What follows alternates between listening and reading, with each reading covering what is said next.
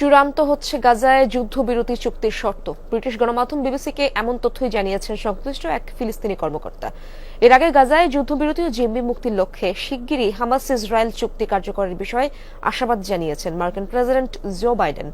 আলোচনা অনেক দূর এগিয়েছে বলেও জানিয়েছে ইসরায়েল।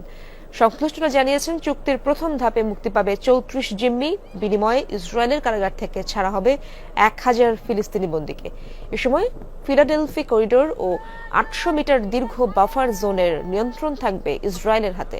গাজার দক্ষিণাঞ্চল থেকে উত্তরে যাওয়ার সুযোগ পাবে বাস্তুচ্যুত ফিলিস্তিনিরা, তবে ব্যবহার করতে হবে উপকূলীয় সড়কপথ। চুক্তি কার্যকরের ১৬তম দিনে শুরু হবে পরবর্তী ধাপের আলোচনা।